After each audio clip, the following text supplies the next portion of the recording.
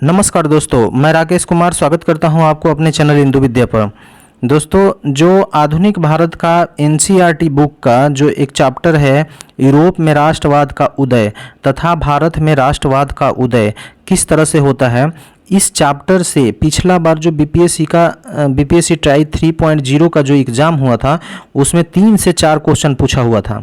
तो चलिए आज हम लोग उसी चैप्टर का सारा डिटेल देखने वाले हैं और सारा एमसीक्यूज भी देखेंगे इस चैप्टर में, ठीक है, इस वीडियो में। तो चलिए दोस्तों, बिना देरी किए हम लोग वीडियो को स्टार्ट करते हैं। हाँ, और अभी तक आप लोगों ने मेरे चैनल को अगर सब्सक्राइब नहीं किया है तो प्लीज़ सब्सक्राइब कर लीजिए।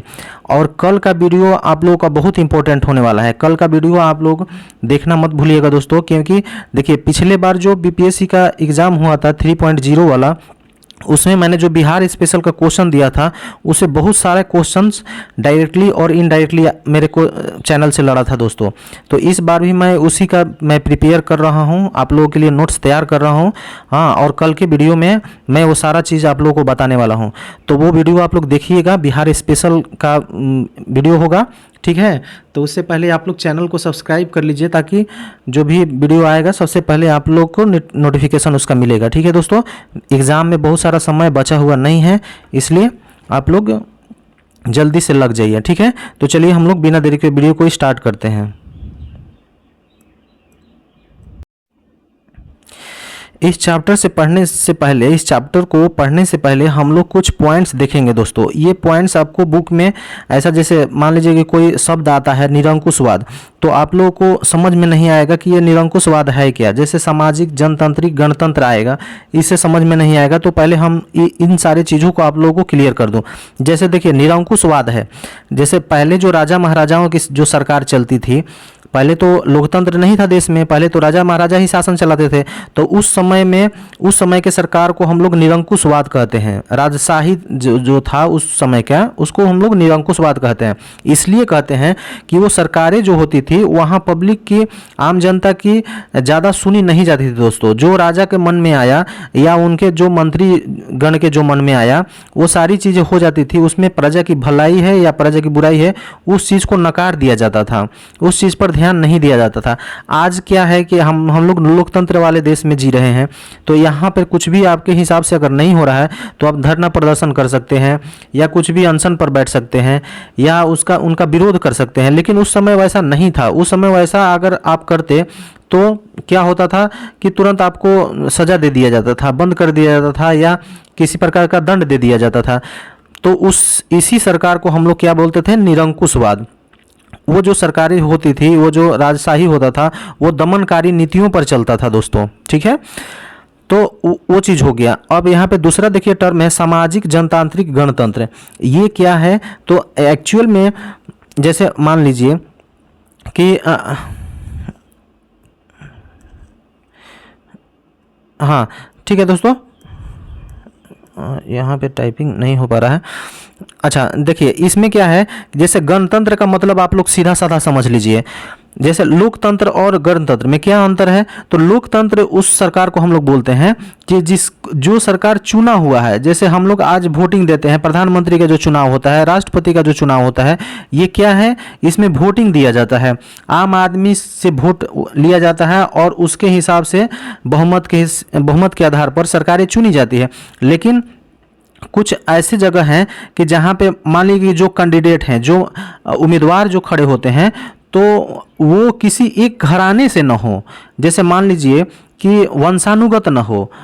अब मान लीजिए कि हम लोग वोट दे रहे हैं, लेकिन जो प्रधानमंत्री है तो प्रधानमंत्री वही बन गए, अगली बार उनका बेटा बन गया, अगली बार उनका नाती बन गया, उनके परिवार से कोई बन गया, तो इसको हम लोग गणतंत्र नहीं बोल सकते। जिस देश में सरकारें जो हैं चुन करके तो आती है, लेकिन वहाँ पर अगर वंशानुगत चलता है तो उसको हम लोग गणतंत्र नहीं बोल सकते हैं। तो हमारा देश जो है वो गणतंत्र नहीं, हमारा देश जो है अपना प्यारा देश भारत, ये गणतंत्र है दोस्तों, ठीक है। क्योंकि यहाँ पर सरकारें जो चुन के भी आती है, तो लोकतांत्रिक गणतंत्र है यहाँ पे। मतलब लोकतंत्र भी है कि चुन के भी आ रही है और एक परिवार से भी नहीं आ रही है। राष्ट्रपति देखिए भिन्न भिन्न लोग बनते हैं, हाँ, प्रधानमंत्री है जो भिन्न भिन्न लोग बनते हैं, ठीक है। तो इसीलिए हम लोग का देश जो है वो गणतंत्र है। अब आपको समझ में आ गया।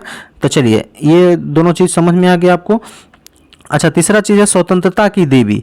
यहाँ पर जब यूरोप में आप लोगों को मालूम होगा कि ये जो यूरोप था ये बहुत छोटा कॉन्टिनेंट है दोस्तों, बहुत छोटा छोटा महाद्वीप है। हाँ, और इस महाद्वीप में छोटे छोटे देश हैं। वो देशों का फॉर्मेशन कैसे हुआ था, तो पहले ये सारे देश एक ही थे, लेकिन वहाँ पर भाषाई आधार पर, जो भाषा के आधार पर वहाँ पे डिवीज़न हो गया। जैसे जो स्पेनिश बोलने वाले थे उन्होंने स्पेन का निर्माण कर लिया, जो पुर्तगीज़ थे, पुर्तगाली बोलने वाले थे, वो मतलब वहाँ पे पुर्तगाल देश बना लिया। जो फ्रांसीसी बोलने वाले थे, हाँ, वो अपना फ्रांस देश बना लिए। जो जर्मन बोलने वाले थे उसने जर्मनी का निर्माण कर लिया। तो इस तरह से वहाँ पे बंटवारा हो गया और बहुत सारे कंट्री का निर्माण हो गया। तो वहाँ पे जब फ्रांस में जब क्रांति हुई थी 1789 में, तो उस क्रांति में एक फ़ोटो बहुत ही प्रचलित हुआ था। उन्हें स्वतंत्रता की देवी कहा जाता था। उस स्वतंत्रता की देवी के एक हाथ में मशाल हुआ करता था दोस्तों, और दूसरे हाथ में अधिकारों का घोषणा पत्र था। अधिकार मतलब क्या कि जैसे देखिए, हम लोग आज अपना देश आज़ाद हुआ, हम लोग आज़ाद हो गए 1947 में, तो हम लोग को क्या हो गया दोस्तों? क्या हम लोग स्वर्ग में आ गए? नहीं, ऐसा नहीं था। हम लोग को कुछ अधिकार मिल गया, हम लोगों को कुछ अधिकार मिल गया। जैसे जो हम लोग आजकल संविधान में पढ़ते हैं कि हम लोगों का 6 अधिकार मिला था। पहले 7 अधिकार था, बाद में उसको 1 घटा दिया गया, 6 अधिकार हो गया। तो वही अधिकार कुछ मिल गया और कुछ कर्तव्य भी मिल गया, मतलब जिम्मेवारियां भी मिल गई। जो हम लोग आज आर्टिकल 51 में पढ़ते हैं कि ये सब मानव का कर्तव्य होगा, जो भारत में रहने वाले लोग हैं उनका कर्तव्य होगा। तो उस तरह से हम लोगों को डिसाइड किया, कुछ जिम्मेवारियां भी मिली और कुछ क्या हुआ, हम लोग को अधिकार मिल गया। तो उसी तरह से वहाँ की जो मतलब फ्रांस में जो स्वतंत्रता आंदोलन हुआ था, तो वहीं पर ये ऐसा एक देवी का फोटो लगाया गया है और उसमें एक हाथ में मशाल और दूसरे हाथ में अधिकारों का घोषणा पत्र है। तो ऐसा इस एनसीईआरटी बुक में लिखा हुआ है, वो चीज़ें मैं आप लोगों को बता दिया। ठीक है, ये आप लोग ध्यान रखिए। हो सकता है क्वेश्चन कहाँ से बनाएगा ये आप लोगों को मालूम नहीं है। चलिए, तो इसके साथ ही हम लोग देखने वाले हैं कि जैसे मान लीजिए कि जो वोट देने का अधिकार है, हाँ, तो अभी मान लीजिए कि जो सरकारें थी, राजतंत्र था, उस समय तो वोट नहीं होता था। तो ये आप लोगों के दिमाग में आता होगा कि सबसे पहले वोट देने का अधिकार दिया किसको गया? हाँ, कब वोट देने का अधिकार दिया गया दोस्तों? तो देखिए, यहाँ पर विश्व में सबसे पहले महिलाओं को वोट देने का अधिकार किस देश ने प्रदान किया था? तो ये आप लोग नोट कर लीजिएगा, ये स्वीडन है। स्वीडन के बारे में तो आप लोग जानते होंगे, स्विस बैंक जहाँ पर है, जहाँ पर कि बोला जाता है कि काला धन, इतना सारा काला धन वहाँ पे पड़ा हुआ है दोस्तों। तो ये ऐसा देश है। अब देखिए, वहाँ पर इतना सारा काला धन पड़ा हुआ है, लेकिन वो उस देश ने, स्वीडन ने अपने देश में महिलाओं को सबसे पहले अधिकार दिया था वोट देने का। कहने का मतलब है कि वो देश हम लोग के देश से लोकतांत्रिक दृष्टिकोण से बहुत ही आगे है दोस्तों। वहाँ पे कोई भी उस बैंक में कोई भी पैसा रखता है, कितना भी पैसा रखता है, कोई उसका पूछातानी नहीं है स्विस बैंक में। ठीक है, यहाँ के लोग भी जाकर के वहाँ पैसा रखते हैं। आखिर कुछ तो बात होगा दोस्तों, तभी तो लोग वहाँ पर जाके पैसे रखते हैं। उनको लगता होगा ना कि मेरा पैसा यहाँ पर सेफ है। हाँ, भारत में सेफ नहीं है, वैसा उनको लगता होगा, तभी तो जाकर के वहाँ पर पैसे चुरा रहे हैं, रख रहे हैं लोग। हाँ, कुछ तो बात होगा। अब तो उतना डिटेल तो हमको मालूम नहीं है, लेकिन आप लोग खुद भी समझदार हैं, अपना दिमाग लगा सकते हैं। ठीक है, चलिए। अब दूसरा है कि भारत में महिलाओं को वोट देने का अधिकार कब दिया गया, ये भी आप लोग जान लीजिए। तो इसमें कब होगा?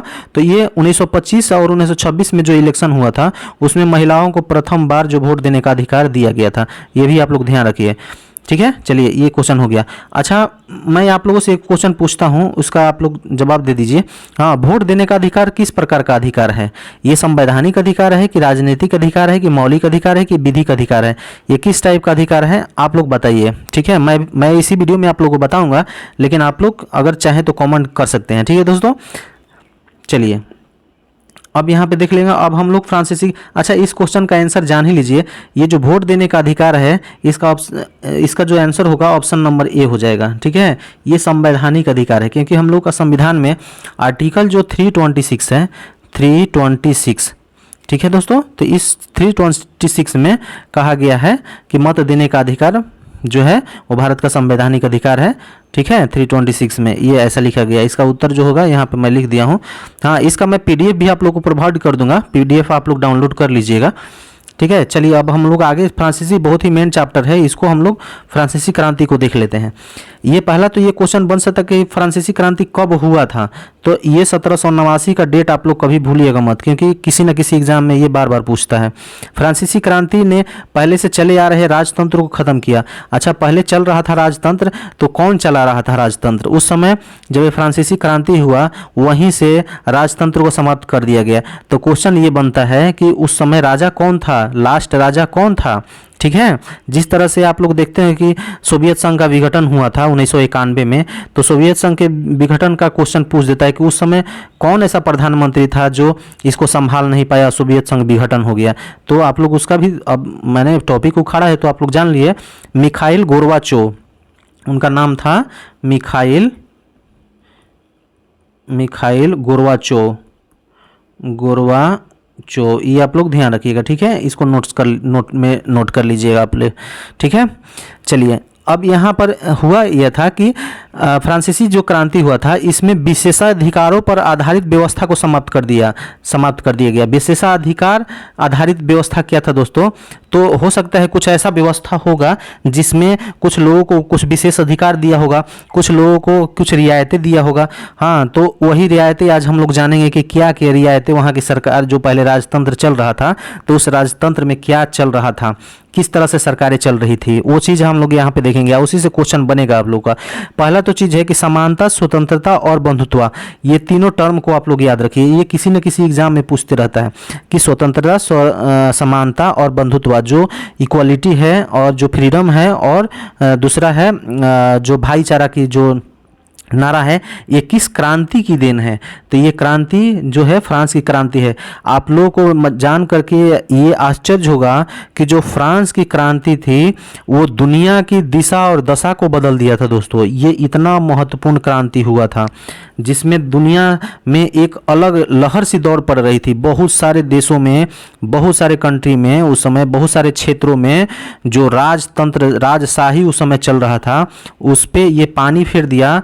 और ये फ्रांसीसी क्रांति होने के बाद बहुत सारे कंट्री में लोग अपना अधिकारों की मांग करने लगे और बहुत सारे देश आज़ाद होने लगे, क्योंकि देखा देखी दोस्तों इस देश में हुआ तो उस देश में भी होने लगा, इस देश के देखा देखी। तो ये फ्रांसीसी क्रांति बहुत ही इम्पोर्टेंट है एग्जाम के दृष्टिकोण से, और इससे क्वेश्चन बनता है।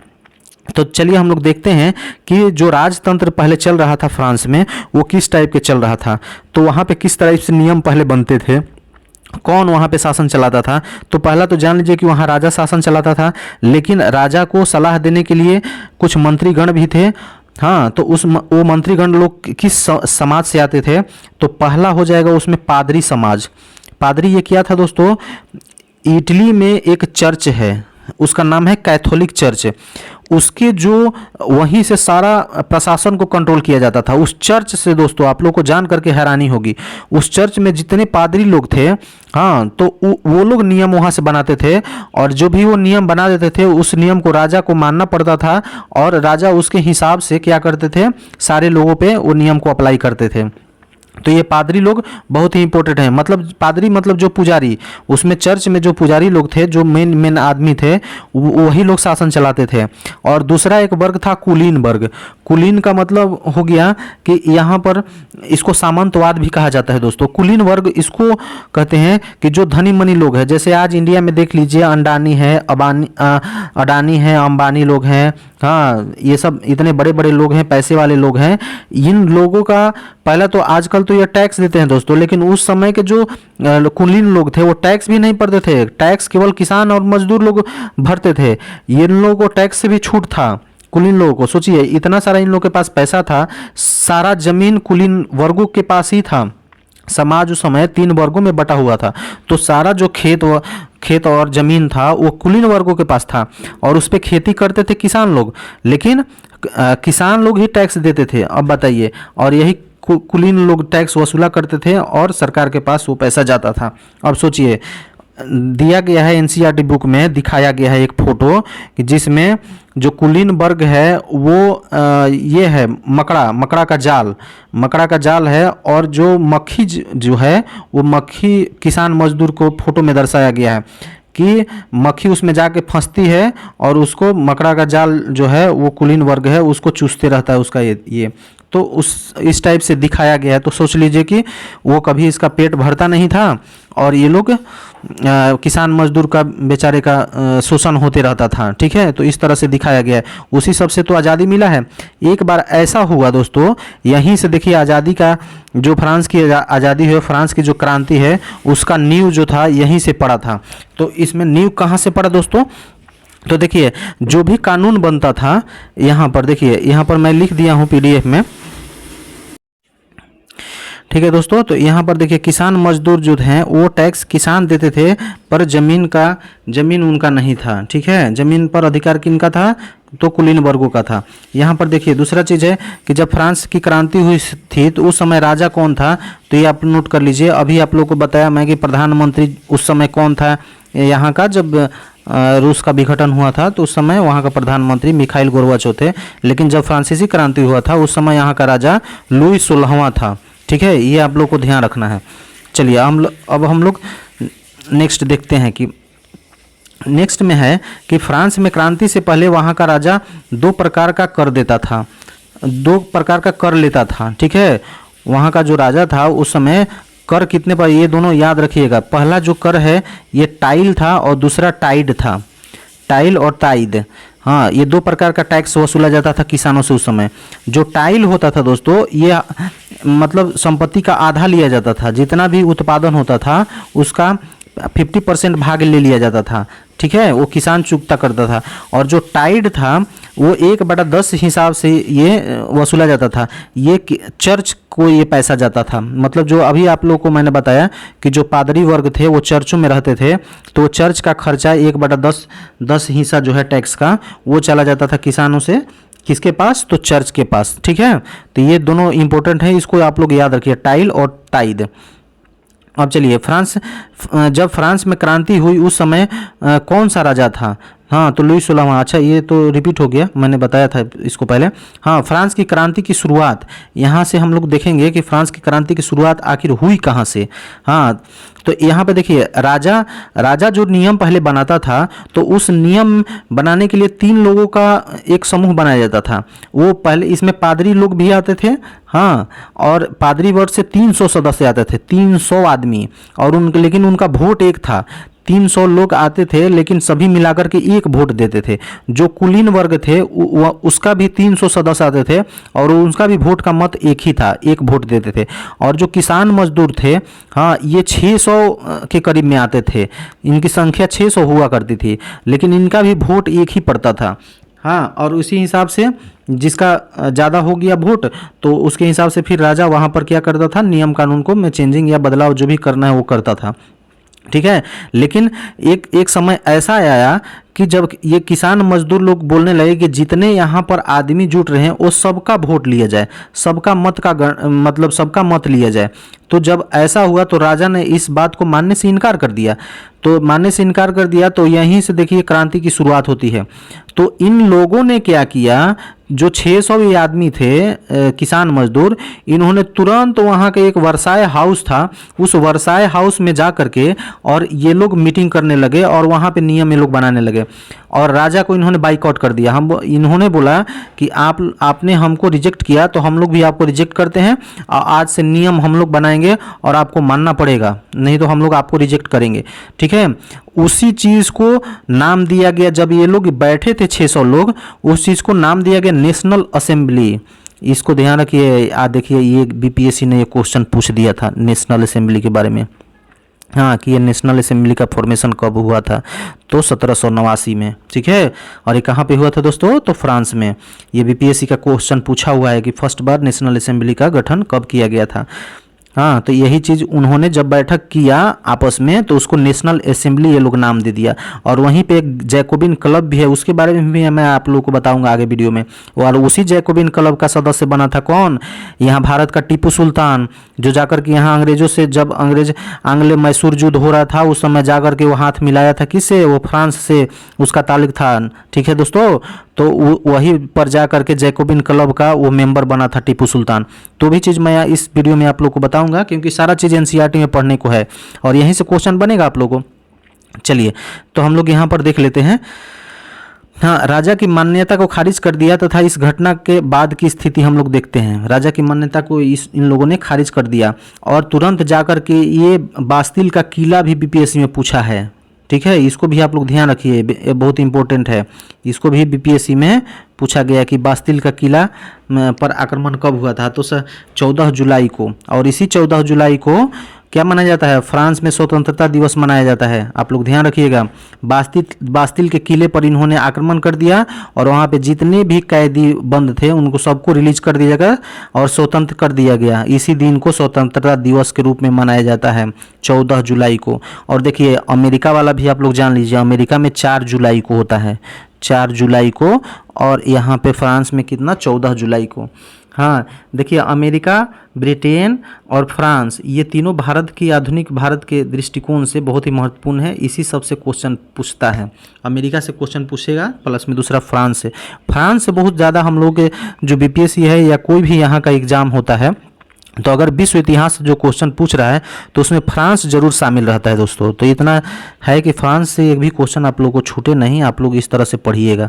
ठीक है, चलिए यहाँ पर देखिए जर्मनी, जब ये लोग स्वतंत्र हो गए और यहाँ पर इन लोगों ने फॉर्मेशन कर दिया नेशनल असेंबली का, तो तुरंत वहाँ का पड़ोसी देश था जर्मनी था, ऑस्ट्रिया था, इन सारे देशों को चिंता होने लगा कि वहाँ के राजाओं को, मैंने पहले ऊपर में बताया था आप लोगों को कि जब ये लोग स्वतंत्रता की घोषणा कर रहे हैं दोस्तों, तो इन लोगों को चिंता हो रहा है कि अब यहाँ भी विद्रोह होएगा, हमारे देश में भी विद्रोह होगा। ठीक है, तो इस तरह से आप लोग ध्यान रखिएगा। अच्छा चलिए यहाँ पर हम लोग नेक्स्ट देख लेते हैं, नेक्स्ट में क्या हुआ था। हाँ, तो 1791 में नेशनल असेंबली ने अपना संविधान बना लिया। ये कब अपना संविधान बनाते हैं, 1791 में। नेशनल असेंबली का फॉर्मेशन कब हुआ था, तो 1789 में।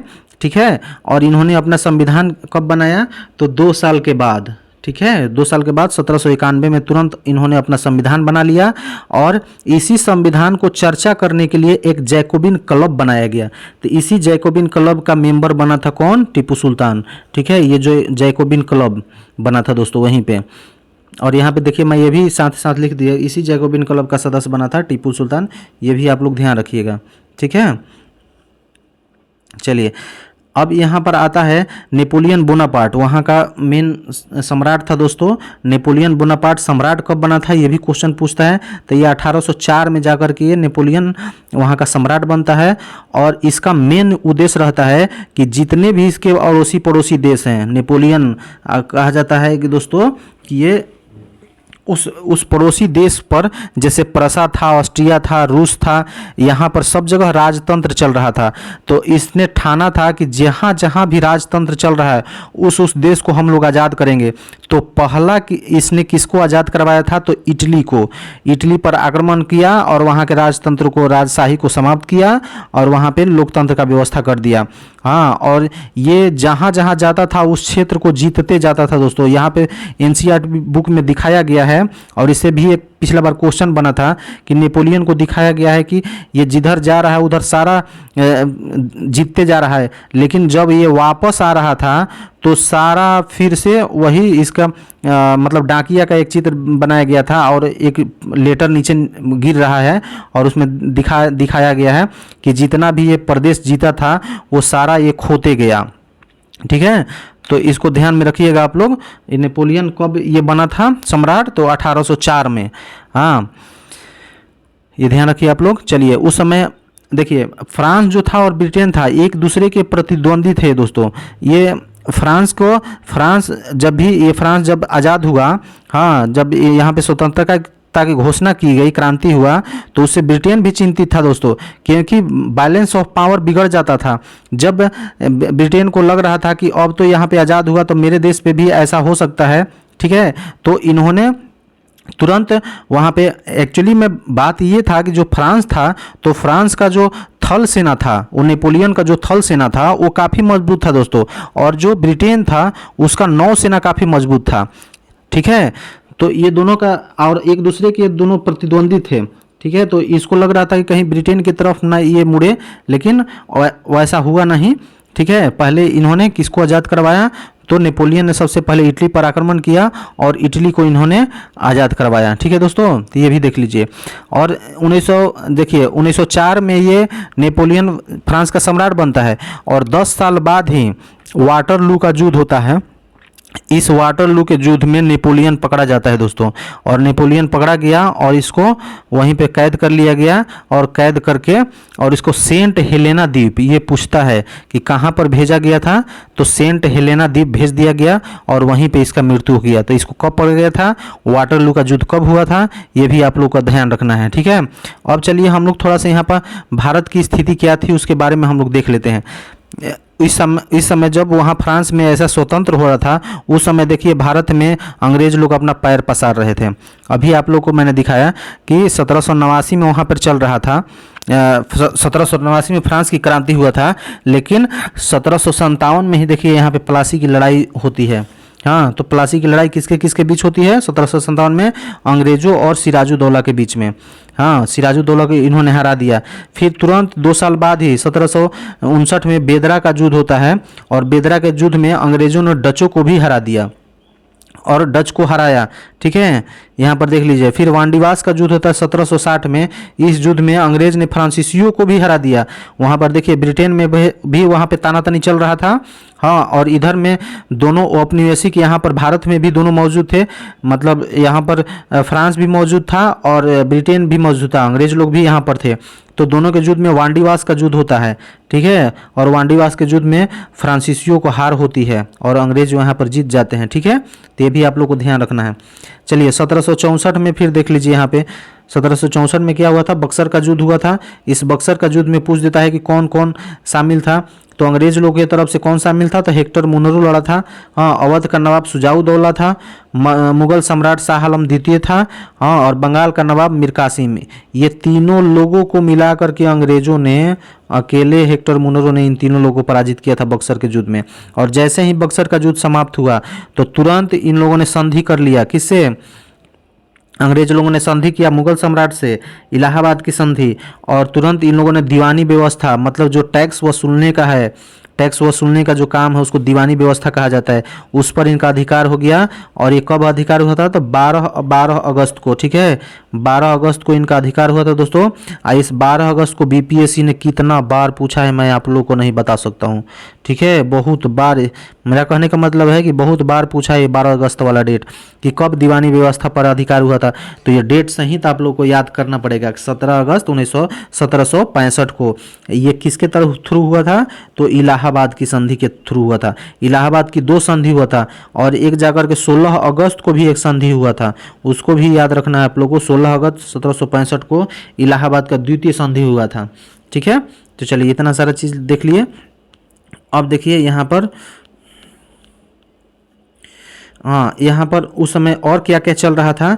तो जो भारत में है वो धार्मिक आंदोलन यहाँ पे चल रहा था।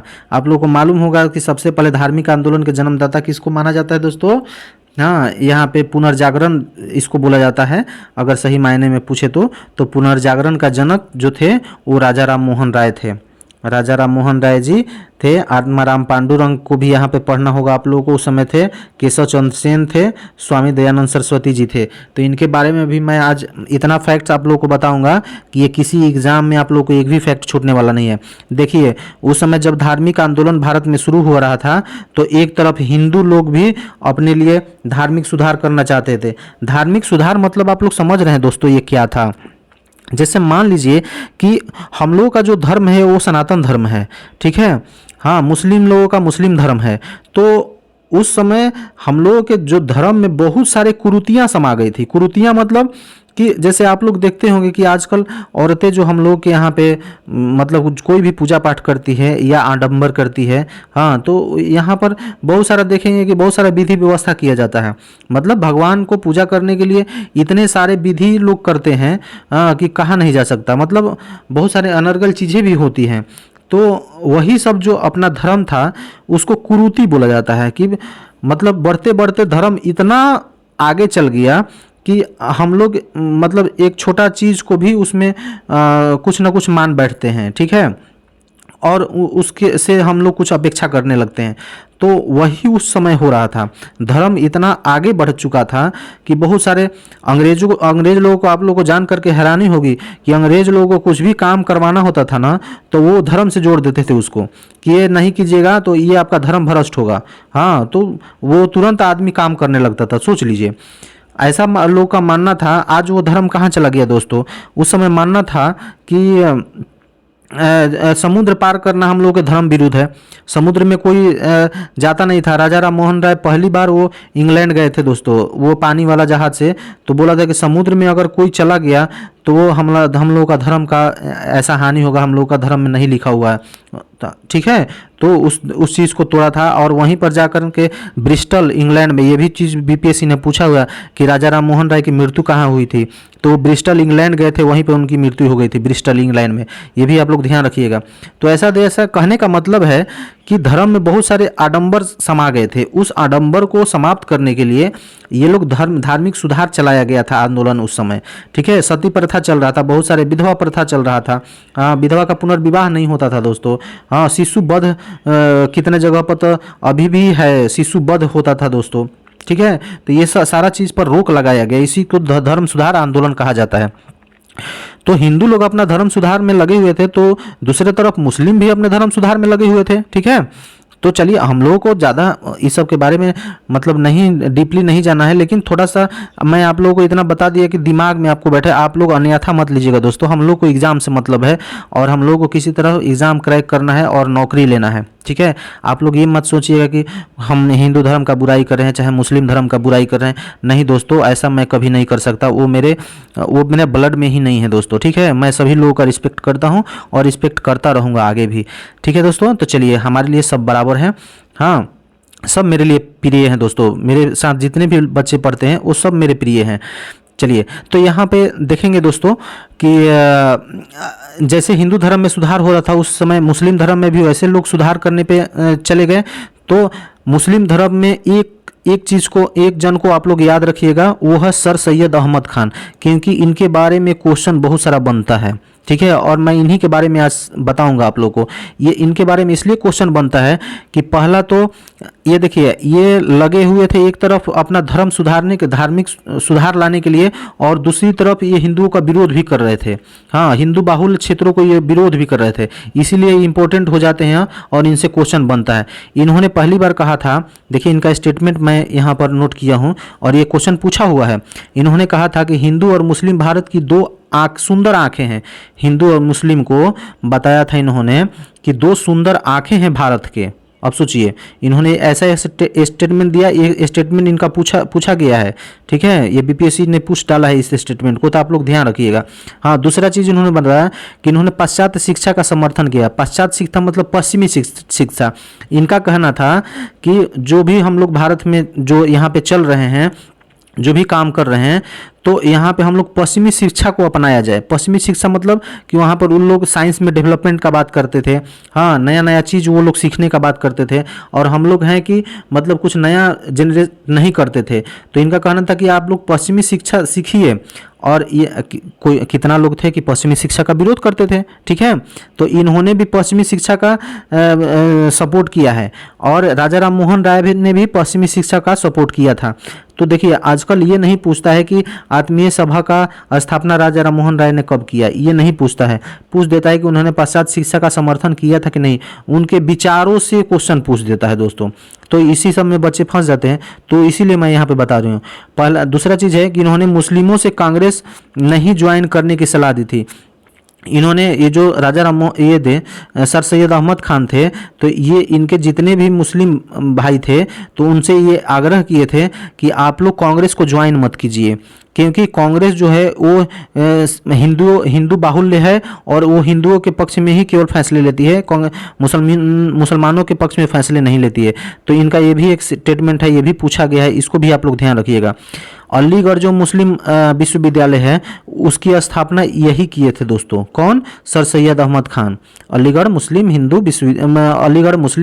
विश्वविद्यालय का स्थापना इन्होंने किया था। इन्होंने जो दो राष्ट्र सिद्धांत था, मतलब हिंदुस्तान और पाकिस्तान, इसका इन्होंने समर्थन किया था दोस्तों। हालांकि इनका मृत्यु 1898 में ही हो गया था, ठीक है। इनका मृत्यु कब हुआ था? 1898 में ही हो गया था। लेकिन ये द्विराष्ट्र सिद्धांत के समर्थक थे। ये चाहते थे कि पाकिस्तान एक अलग देश बने, हाँ, और वहाँ पे केवल मुस्लिमों के लिए वो एक कंट्री हो, ऐसा ये समर्थन करते थे, ठीक है। 1857 की क्रांति में इन पे एक आरोप लगता है दोस्तों, और ये बड़े बड़े इतिहासकार भी अपने पुस्तक में लिखे हुए हैं कि जब 1857 की क्रांति हुआ था तो जब अंग्रेज लोगों को यहाँ से मार के भगा रहे थे लोग, तो इन्होंने अपने घर में पनाह दी थी। अंग्रेज लोगों को वहाँ पे अपने घर पे इन्होंने छुपाया था, इन पे ऐसा आरोप लगता है, और ये बुक में लिखा हुआ है, ठीक है, एनसीईआरटी बुक में। तो ये आप लोग देख लीजिएगा। चलिए अब यहाँ पे हम लोग ये देखेंगे, ये आप लोग जान लेंगे, राजा राम मोहन राय, आत्माराम पांडुरंग के बारे में भी देख लिए। और यहाँ पे एक क्वेश्चन में आप लोग देखिए कंफ्यूज होते हैं। मैं भी जब भी एग्जाम देता था तो उस समय मैं भी कंफ्यूज होता था, इसीलिए मैं इस क्वेश्चन को ला दिया हूँ। देखिए पहला है सती प्रथा, ठगी प्रथा, नर बलि प्रथा और शिशुवध। हाँ, दूसरी तरफ है दास प्रथा, विधवा पुनर्विवाह।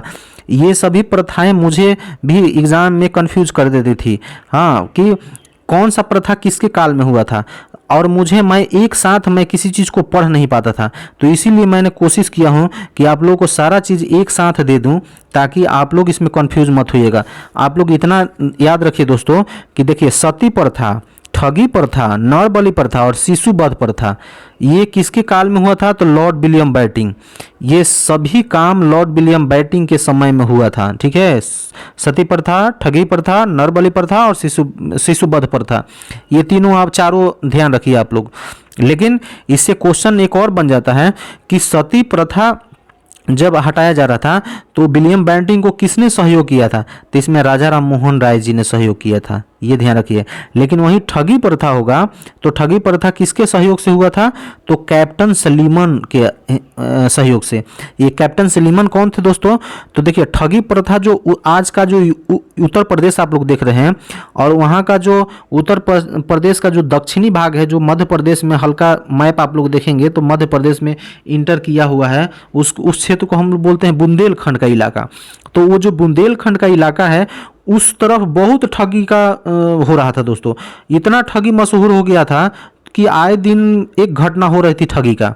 हाँ, विलियम बेंटिंक ने देखा कि अरे ये तो ठगी वाला मामला बहुत ही चल रहा है, तो इसी ने कैप्टन सलीमन को भेजा था वहाँ पर कि जाइए इसको तुरंत ख़त्म कीजिए। और जा कर के कैप्टन सलीमन निर्दयता पूर्वक बहुत सारे ठगों को पकड़ा था और उसको सजा दिया था, किसी को सजाए मौत तक भी दिया गया था। हाँ, तो ये इसीलिए पूछ देता है कि ठगी प्रथा किसके सहयोग से हुआ था? तो कैप्टन सलीमन, विलियम बेंटिंक ने ही उसको भेजा था वहाँ पर ठगी को बंद करने के लिए। और ऐसा जाकर के ये ठगों को पकड़ा कि दोस्तों दोबारा फिर ठग उत्पन्न नहीं हो पाए। और किस इलाका में हुआ था? ये इलाका भी पूछा गया है बीपीएससी के द्वारा। तो ये बुंदेलखंड का इलाका में बहुत फेमस था, ठीक है। तो ये भी 1930 के दशक में ही ये काम हुआ था।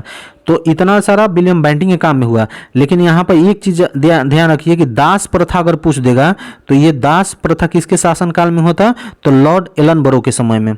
हाँ, और इसमें किसने सहायता किया था? तो ईश्वर चंद्र विद्यासागर जी ने इसमें सहायता किया था। हाँ, वहीं अगर पूछ देगा कि विधवा पुनर्विवाह में किसने सहयोग किया था दोस्तों? तो विधवा पुनर्विवाह में आपको हो जाएगा लॉर्ड डलहौजी के समय में विधवा पुनर्विवाह हुआ था, ठीक है। और ये कब? 1856 में ये कानून बनाया गया था। इसमें सहयोग किया था ईश्वरचंद विद्यासागर जी नहीं, ठीक है। तो ये भी आप लोग ध्यान रखिएगा। चलिए, पिछले वीडियो में मैंने एक सवाल पूछा था आप लोगों से कि जो चूना पत्थर है वो किस इलाके में पाया जाता है बिहार के? तो देखिए बिहार का जो 2 जिला है, रोहतास और कौन सा? कैमूर, उस 2 जिला में विंध्यन क्रैम की चट्टानें पाई जाती है। हाँ, उस विंध्यन क्रम की चट्टानों में चूना पत्थर पाया जाता है दोस्तों, और किसी इलाका में चूना पत्थर नहीं पाया जाता है बिहार के, ठीक है। ये विंध्यन क्रम की चट्टानों की खासियत है कि उसमें चूना पत्थर पाया जाता है। अगर कहीं पे मध्य प्रदेश या किसी और इलाका से पूछ देगा तो आप लोग सोच लीजिए कि अगर विंध्यन क्रम की जो चट्टानें हैं या विंध्याचल पर्वत वहाँ पर है तो सोच लीजिए कि उसमें चूना पत्थर पाया जाएगा, अन्यथा नहीं। ठीक है, तो उसका आंसर हो जाएगा। आप लोगों को बहुत सारे बच्चे सही जवाब दिए थे, और बच्चों का तो नाम इस समय मुझे ध्यान नहीं आ रहा था कि फर्स्ट टाइम में एक बच्चा था, उसने बहुत अच्छा जवाब दिया था। कमेंट बॉक्स में उसका नाम मैं देख लूँगा फिर से। हाँ, तो आज का सवाल है दोस्तों कि अगर आप लोगों की तैयारी अच्छी होगी तो आज का सवाल ये देख लीजिए और इसका जवाब आप लोग दीजिएगा कमेंट बॉक्स में। हाँ, और अगले बार मैंने अगला जो वीडियो आएगा उसमें उसका जवाब मैं आप लोग को बता दूंगा। ठीक है, इसमें है कि पहला है कि निम्नलिखित में से किससे महात्मा गांधी जुड़े नहीं थे। नहीं वाला बताना है कि किससे इसमें महात्मा गांधी नहीं जुड़े थे। चंपारण सत्याग्रह से नहीं जुड़े थे, कि बारदोली सत्याग्रह, या खेड़ा सत्याग्रह, या अहमदाबाद मिल मजदूर, या उपयुक्त में से एक से अधिक। इसका जवाब आपको कमेंट बॉक्स में देना है। दूसरा क्वेश्चन है कि अनुशीलन समिति का पटना में स्थापना कब हुआ था। इसका जवाब भी देखते हैं कौन बच्चा देता है, क्योंकि जो जिसका तैयारी अच्छा होगा वही जवाब दे पाएगा दोस्तों। अनुशीलन समिति, ठीक है, 1907 में हुआ था, कि 10 में हुआ था, कि 13 में हुआ था, इनमें से कोई नहीं, या उपयुक्त में से एक से अधिक। इसका जवाब भी आप लोगों को कमेंट बॉक्स में देना है। मैं इसका जवाब आप लोगों को अगले वीडियो में दे दूंगा। ठीक है, चलिए दोस्तों, आज के लिए इतना ही।